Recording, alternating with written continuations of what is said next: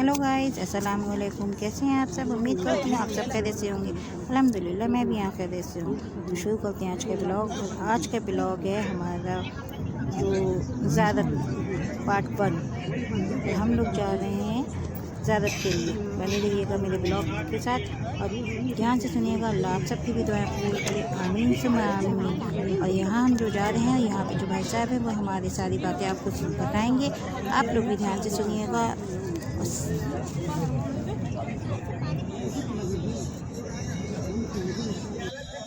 इंशाअल्लाह इस सफर में आखिरी तक आप बेदाग रहेंगे सब लोग। आइए सब लोग दुआए सफर कर लेते हैं। बिस्मिल्लाहिर्रहमानिर्रहीम। अल्हम्दुलिल्लाह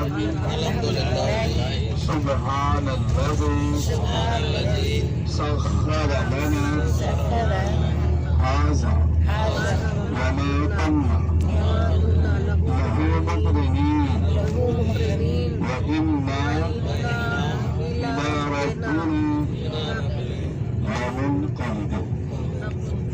देखिए दुआ की बरकत है। जब हम दुआ करते हैं तो अल्लाह की पनाह में आ जाते हैं और बड़ी से बड़ी आफतें भी आने वाली होती है, अल्लाह उसे टाल देता है। ये दुआ की बरकत है। तो आइए हम सब लोग रसूल बरकत के लिए एक दुआ पढ़ेंगे। सब लोग मेरे साथ पढ़ेंगे।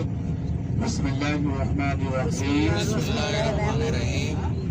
वजअलना मिन बैनि अयदीहिम सद्दन वमिन खल्फिहिम सद्दा फागशयनाहुम फहुम ला युबसिरून।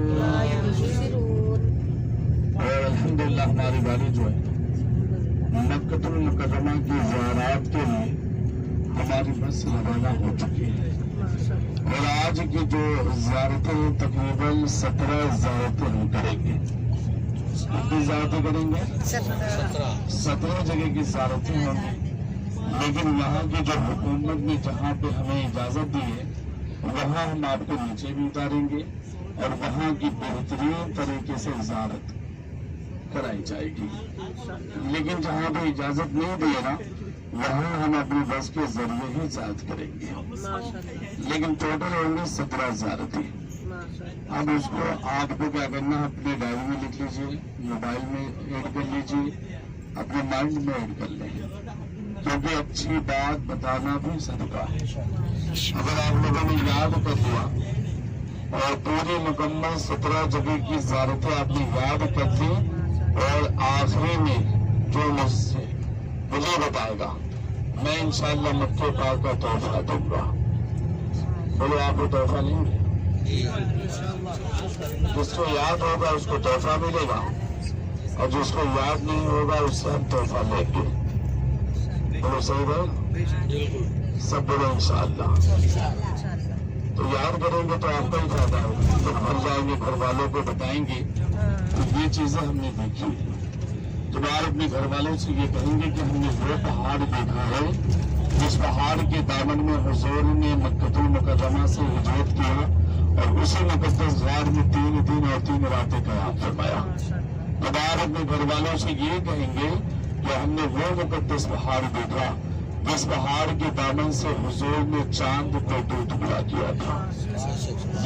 जब आप अपने घर वालों से ये बताएंगे कि हमने वो पहाड़ भी देखा है जिस पहाड़ के दामन में हजरत इब्राहिम अलैहिस्सलाम अपने बेटे इस्माइल को लेकर गए थे ज़िबा करने के लिए, तो यकीनन जो सुनने वाला होगा इसके दिल में एक जज्बा उठेगा और वो भी जो है ना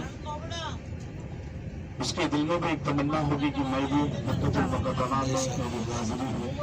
तो वो जो तड़प होगी ना, तो यकीनन अल्लाह उससे कबूल फरमाएगा। तो जहाँ जहाँ हम लोग जाएंगे ना उसको लाजमी आप लोग लिखते रहिएगा। आपकी मोहब्बत में मैं खड़ा होकर बयान कर रहा हूँ, बैठ के बोल सकता हूँ, लेकिन मैं चाहता हूँ कि आप लोग जो है ना आज की जो ज़ियारतें हैं सारी ज़ियारतों को याद करेंगे और मुझे मेरी तरफ देखेंगे तो इंशाअल्लाह बात मेरी समझ में भी आएगी। और अगर जो बात समझ में आ गई तो ज़ियारत हो गई, نہیں تو یوں جا کے یوں آ جائیں گے، کچھ پتہ نہیں چلے گا۔ ایک ایک بات کو بڑی ذمہ داری کے ساتھ میں آپ تک پہنچا رہا ہوں، تو آپ لوگ انشاءاللہ اس کو یاد کریں گے، بولے کریں گے نا انشاءاللہ۔ آج جو ہماری پہلی زیارت ہے وہ ہے غار ثور۔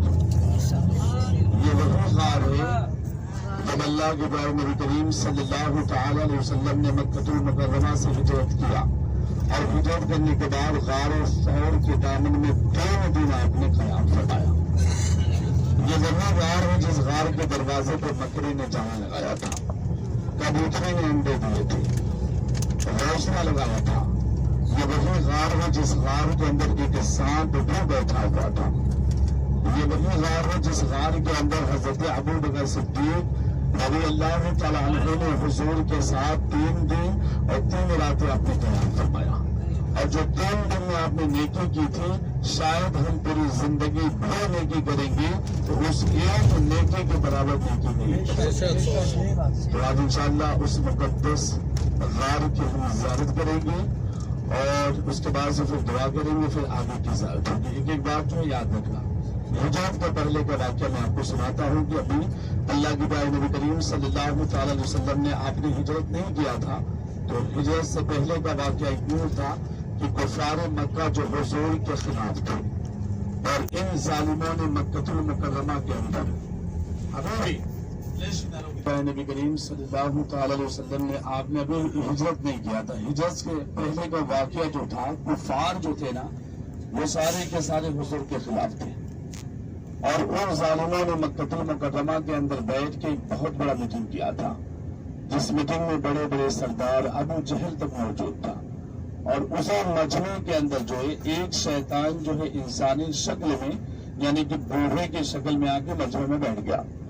تو سب لوگ اپنی اپنی باتیں رکھ رہے تھے، تو اسی مشورے میں وہ شیطان بھی اپنی باتوں کو رکھتا ہے۔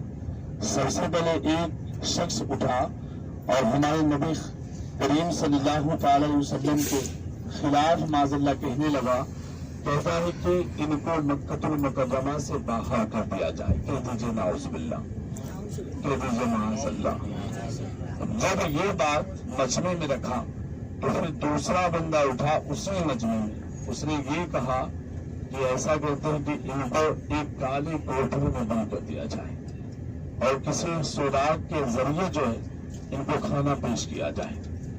لیکن جب مجمع میں شیطان بیٹھا تھا، اچانک وہ اٹھا اور بھری مجمع میں کہتا ہے کہ ایسا نہ کرے، کیونکہ اسے یہ بات پتا تھی کہ جو اگر اللہ کے پیارے نبی کریم صلی اللہ تعالی علیہ وسلم سے ایک مرتبہ اگر ملاقات ہو گئی، اگر مکے کے باہر کرو گے، اور مکے کے باہر اگر ایک انسان سے بھی ملاقات ہو گئی، وہ بھی نبی کا ہو جائے گا۔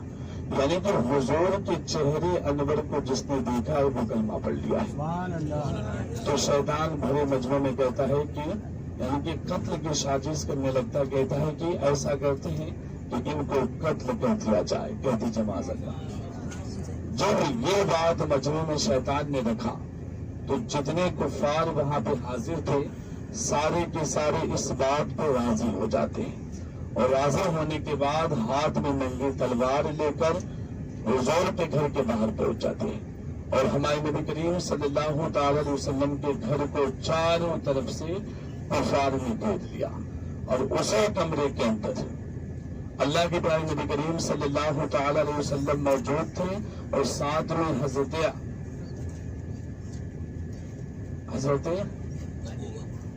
بولو آپ ماشاء اللہ حضرت علی رضی اللہ تعالیٰ عنہ حضور کے ساتھ کمرے کے اندر بیٹھو۔ اب اندازہ یہ لگائیے کہ باہر 40 لوگ ہیں، اور وہ بھی ہاتھ میں ننگی تلوار ہے، اور اس جگہ پہ حضور نے علی سے کہا کہ علی سو جاؤ۔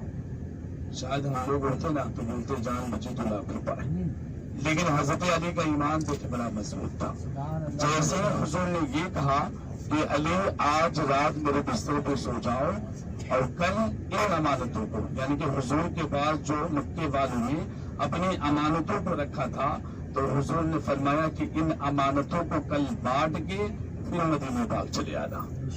اور یہ جملہ سننے کے بعد حضرت علی کے دل میں خیال یہ آتا ہے کہ آج کچھ بھی ہو جائے مجھے موت نہیں آ سکتی۔ یعنی کہ حضرت علی کا یہ ایمان ہے نا، تو حضور نے کہہ دیا کہ کل جو ہے مدینہ پاک پہ آنا ہے، تو حضرت علی کے دل میں خیال یہی آتا ہے کہ 4 نہیں، اگر 40 نہیں 40 لاکھ بھی اگر آئیں گے تو میرا کچھ نہیں بگاڑتا، اور حضرت علی جو حضور کے رشتے میں سو گئے۔ اس کے بعد سے حضور نے ایک دعا پڑھی وہاں پہ، سورہ یاسین شریف کی آیت کریمہ ہے، آپ نے دعا کو پڑھی، وَجَعَلْنَا مِن بَيْنِ أَيْدِيهِمْ سَدًّا وَمِنْ خَلْفِهِمْ سَدًّا فَأَغْشَيْنَاهُمْ فَهُمْ لَا يُبْصِرُونَ۔ آپ نے اس دعا کو پڑھی اور پڑھنے کے بعد جو ہے آپ نے دم کیا مٹی کے اوپر، اور دم کرنے کے بعد اسی مٹی کو آپ نے ہواؤں میں بکھیرا، اور جیسے ہی آپ نے مٹی کو ہواؤں میں بکھیرا ہے نا، سب کی آنکھوں پہ پردہ پڑ گیا، اور پردہ بھی ایسا پردہ تھا کہ کچھ لمحوں کے لیے سارے کے سارے اندھیر ہو گئے، اور اللہ کے پیارے نبی کریم صلی اللہ تعالی علیہ وسلم اپنے گھر سے نکلے اور سیدھا حضرت ابو بکر صدیق کے گھر پہنچ گئے۔ اچھا، حضور کا گھر آپ لوگوں نے دیکھا ہے مکہ پاک، جہاں پہ حضور کی ولادت پاک، میں بتاتا ہوں ایک بات کو نوٹ کیجیے گا، انشاءاللہ جائیے گا نا تو وہ مقدس گھر آج بھی وہاں پہ ایک ایسی خوشبو آتی ہے کہ شاید پوری دنیا میں ایسی خوشبو نہیں ہوگی۔ جب ہم صفا کی پہاڑی پہ کھڑے رہیں گے نا، یہ صفا کی پہاڑی ہے، اس طرف مروہ کی پہاڑی، تو صفا سے آگے چلیں گے تو آپ کے رائٹ ہینڈ پہ 3 دروازے آئیں گے جس پہ لکھا ہوگا باب السلام، اور باب السلام سے جیسے ہی آپ باہر نکلیں گے نا تو ایک سیڑھی والا لفٹ آئے گا، اس پہ آپ کھڑے ہو جائیں گے، سیدھا اوپر پہنچیں گے، اور جب اوپر پہنچیں گے تو وہیں سے آپ کو سیدھا ہمارے نبی کریم صلی اللہ تعالی علیہ وسلم کا پیارا وہ گھر دکھائی دے گا جہاں پہ حضور کی ولادت پاک ہوئی۔ آج بھی وہ جگہ آج بھی موجود ہے، کیونکہ بڑی بابرکت والی ہے، لوگ وہاں پہ جاتے ہیں، عاشقان رسول وہاں بیٹھتے بھی ہیں، دعا بھی کرتے ہیں، تو کبھی موقع ملے تو وہیں پہ آپ جائیں۔ اور یہ واقعہ وہیں کیا ہوا تھا، سارا کفار مکہ نے حضور کے گھر کو، اسی گھر کو گھیرا ہوا تھا۔ اللہ کے پیارے نبی کریم صلی اللہ تعالی علیہ وسلم جب آپ وہاں سے چلے تو کفاروں کو آنکھوں پہ پردہ پڑ گیا تھا، نظر کچھ نہیں آیا، اور حضور پہنچ گئے حضرت ابو بکر صدیق کے گھر۔ اچھا، ان کا گھر کہاں پہ تھا؟ 88 نمبر گیٹ۔ آپ لوگوں نے دیکھا ہوگا جب آپ حرم میں داخل ہوتے ہیں نا تو 179 گیٹ سے اندر داخل ہوتے ہیں، اور دوسرا جو طریق ہجرہ جو کہلاتا ہے 88 نمبر گیٹ سے جب باہر نکلیں گے نا تو رائٹ ہینڈ پہ الراضی ATM بینک موجود ہے، اور جہاں پہ الراضی ATM بینک موجود ہے یہ وہی جگہ ہے جہاں پہ حضرت ابو بکر صدیق کا پیارا گھر تھا۔ کچھ سالوں تک وہاں پہ مسجد بنی رہی چھوٹی سی، اس کے بعد سے اب یہ جو عمارت بنی ہے، اس عمارت میں ایک فلور جو ہے نا اس میں وہ مسجد آج بھی حضرت ابو بکر صدیق کے نام سے ہی موجود ہے۔ وہاں پہ 5 وقت کی نماز بھی ہوتی ہے، لوگ جاتے بھی ہیں، تو کبھی موقع ملے وہاں پہ بھی جائے۔ یہ وہی جگہ جب اللہ کے پیارے نبی کریم صلی اللہ تعالی علیہ وسلم آپ اپنے گھر سے نکلے اور وہاں جب پہنچے تو آپ نے آواز دی، اور جب اندر آپ نے آواز دی تو اندر سے آواز آتی ہے کہ لبیک یا رسول اللہ میں حاضر ہوں۔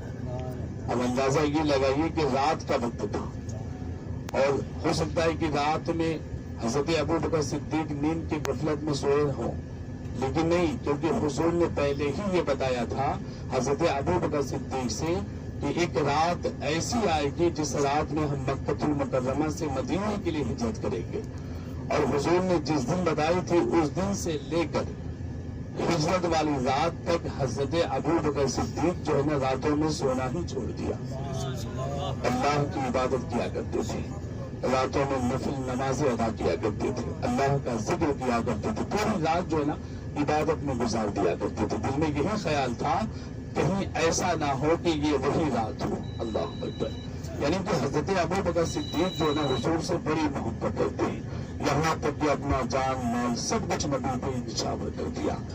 اس کے بعد سے حضور کو اب حضرت ابو بکر صدیق کو حضور نے وہاں سے لیا۔ اب یہی راستہ جو ہے نا جس کا نام ہے طریق ہجرہ، ہجرت والا راستہ، جو اللہ کے پیارے نبی کریم صلی اللہ تعالی علیہ وسلم نے آپ نے مکہ المکرمہ سے ہجرت کیا تھا تو حضرت ابو بکر صدیق کے گھر سے وہیں سے بالکل سیدھا یہ روڈ نکلا ہوا طریق ہجرہ ہے، اس کے بازو میں طریق ابراہیم خلیل ہے۔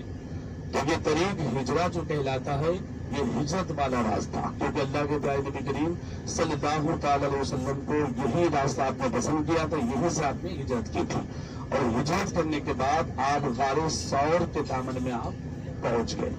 تو ہم لوگ قریبی پہنچے، ابھی تقریباً یہ ڈیزل ڈالنا، ڈیزل کے بعد انشاءاللہ سیدھا ہم غار کے قریب پہنچیں گے، اور پہنچنے کے بعد پھر وہاں کا جو واقعہ میں وہیں سے بتاؤں گا۔